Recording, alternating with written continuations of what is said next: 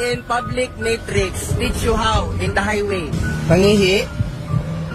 And then, piyong. Walay makakita si muha pag magpiyong raka.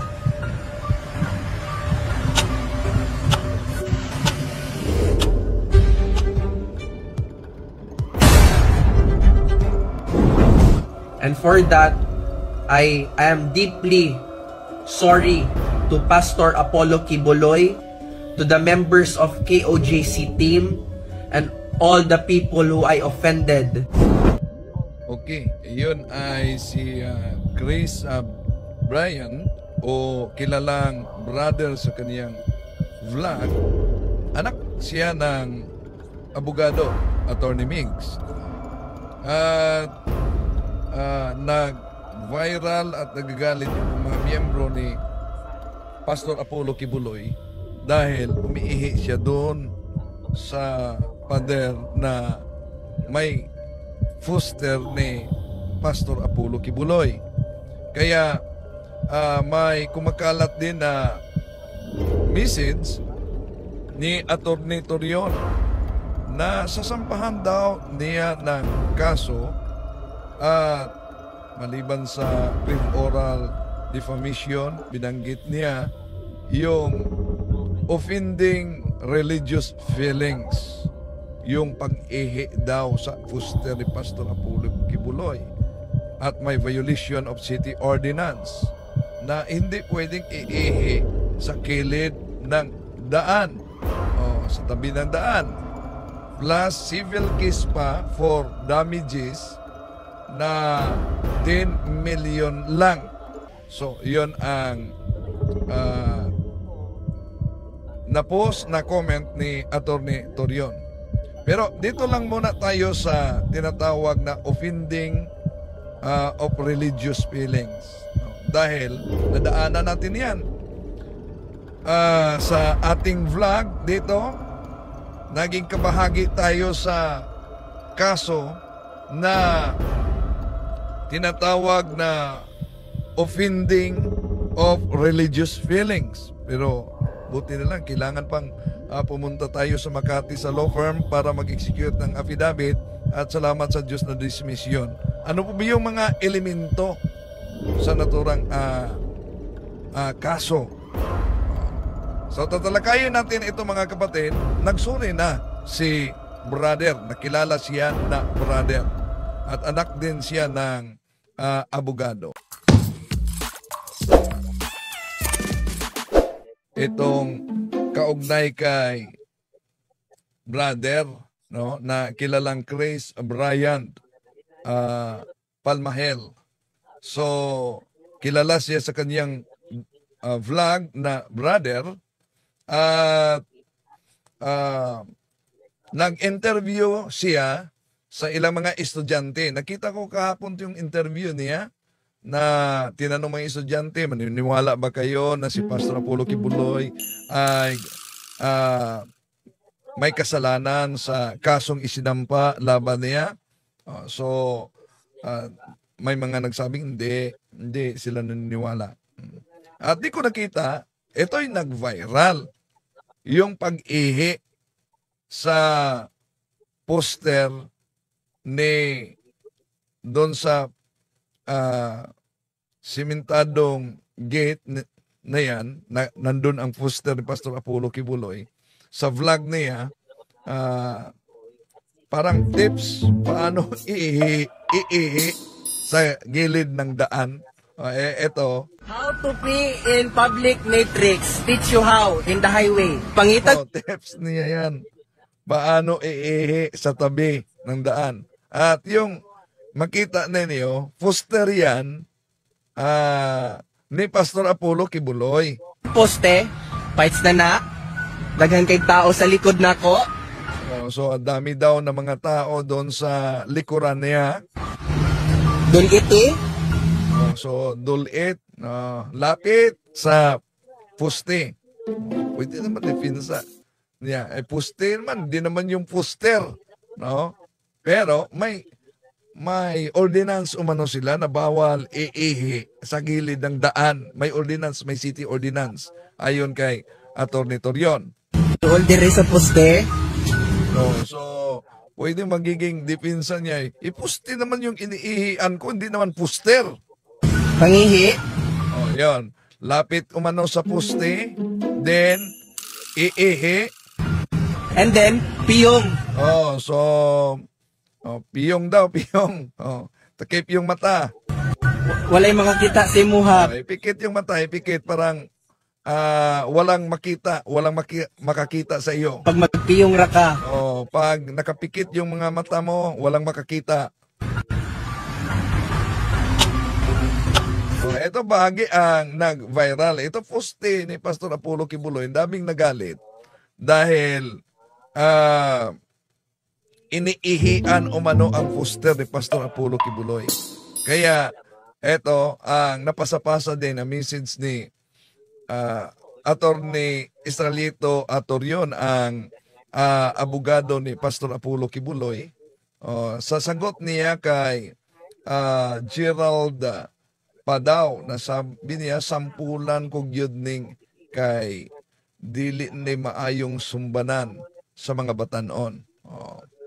Sa sampulan talaga niya umano dahil hindi mabuting gabayan sa mga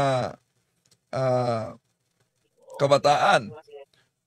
Para musikat lang, dautan o yaga-yagaan ang uban.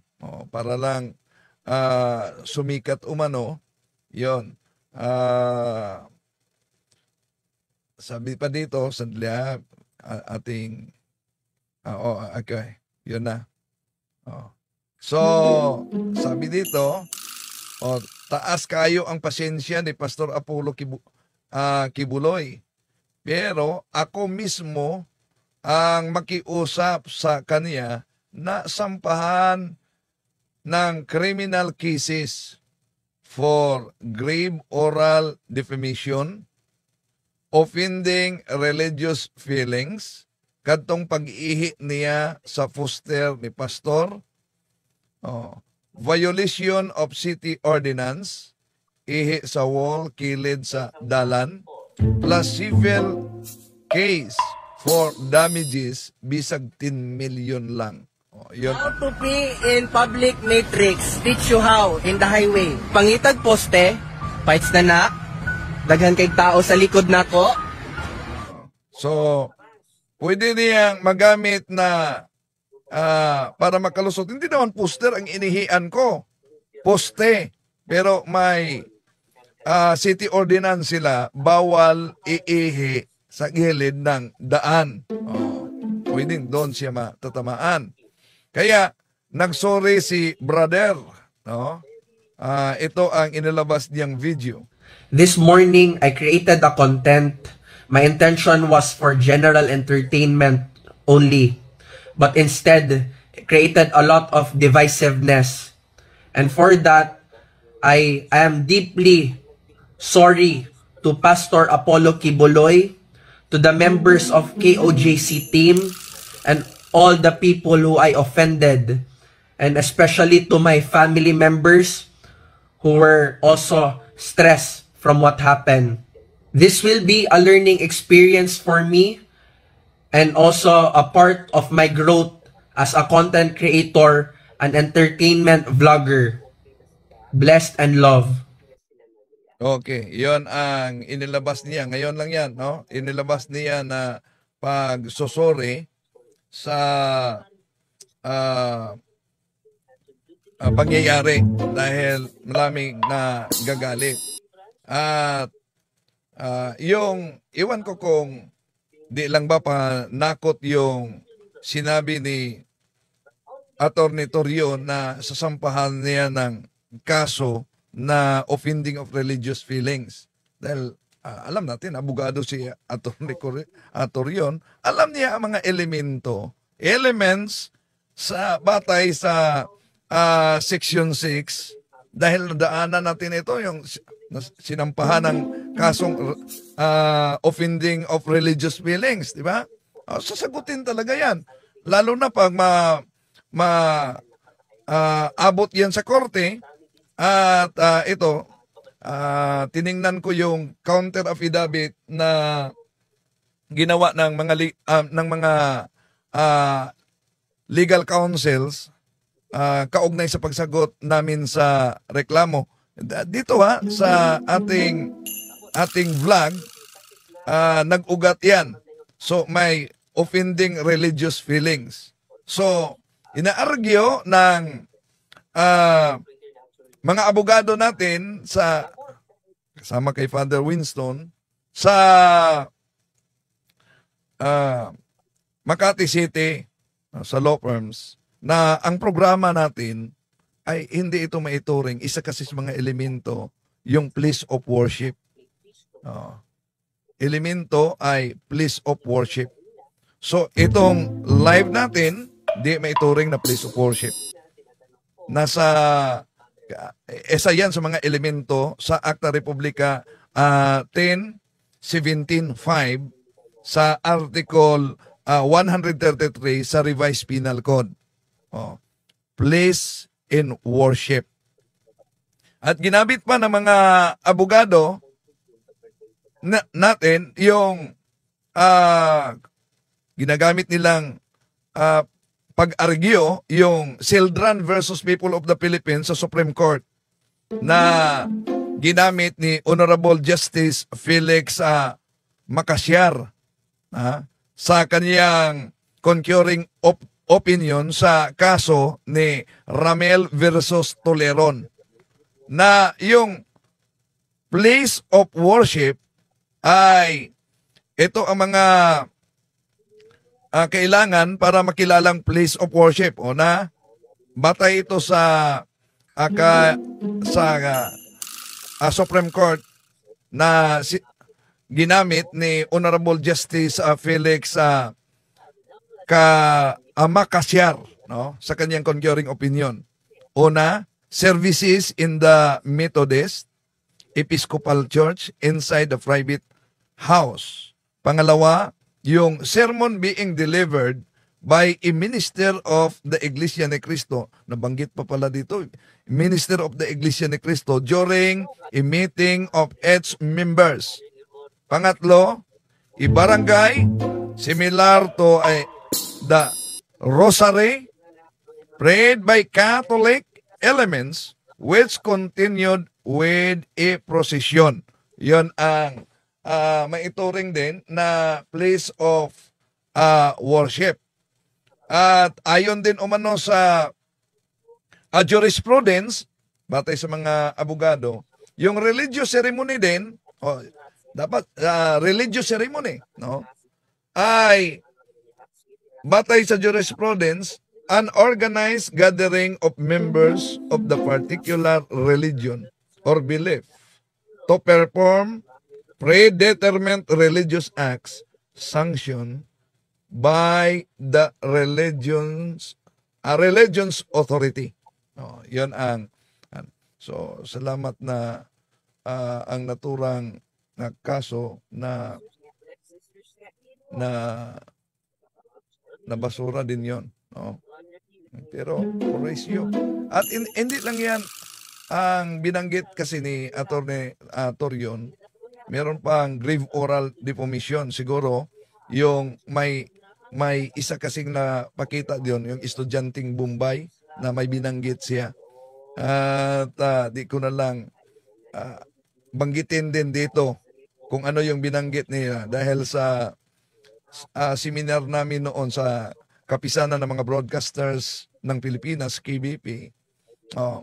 Kung halimbawa, na-assign ako noon matagal sa police blotter kasi sa police reporter. Yung mga nakablatter na pinahiya sa public ang nagpablatter, bawal yan basahin sa reporter dahil pati reporter pwedeng sampahan ng kaso. Dahil pinablatter niya, na pinahiya siya, pagkatapos nabasa pa, yun. Pwedeng ang reporter masampahan ng kaso. So, kaugnay diyan, eto, kanina lang, nagsorry na si Chris Bryan o kilalang brother sa naturang viral na pag-ihi niya sa poste na sabi ng karamihan, poster ni Pastor Apollo Kibuloy. This morning, I created a content.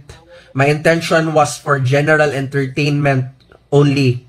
But instead, created a lot of divisiveness.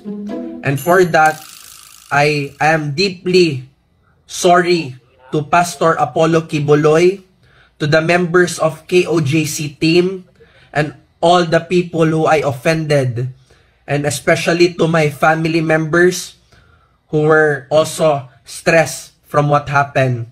This will be a learning experience for me and also a part of my growth as a content creator and entertainment vlogger. Blessed and love. Okay. Matapos nagsorry si Chris Bryan of Brother, itutuloy pa ba ni Atty. Torion ang pagsambang kaso? Abangan ang susunod. Maraming salamat po. Hanggang sa muli. So ayan po mga peers, sanay kapupulatan po natin ito ng aral. At kung nagustuhan niyo po ito, please like and share, ibahagi po natin sa mga kakilala po natin. And please don't forget to follow and subscribe po ng ating YouTube channel, Mr. Curious Catholic. Muli po, this is Mr. Curious Catholic, kasama po ninyo sa pagtatanggol ng ating simbahan. Pro Deo et Ecclesia. Sa Diyos po ang lahat ng kapurian. Hello mga kapatid, follow and subscribe Mr. Curious Catholic. Marami tayong matutunan, mapupuno po yung ating isipan sa mga katotohanan. Dahil ang katotohanan na magbigay sa atin ng tunay na kalayaan. God bless. Hello mga kapatid, inanyayahan namin kayo, huwag niyong kalimutan mag-subscribe sa kay Bro Dance Oberio, Mr. Curious Catholic. Marami kayong matutunan sa pamamagitan ng pagsubaybay niyan sa pagsagot sa pananampalataya na inaatake ng ating mga kapatid sa iba. Yung pananampalataya, and they are not only attacking the teachings of the Catholic Church, but proselytizing the good numbers of the Catholic. At sa pamamagitan sa pagsunutin niyo nitong Mr. Curious Catholic, Facebook page and YouTube channel, dami ninyong matutunan. Isabuhay natin ang ating matuto. Pro Deo et Ecclesia.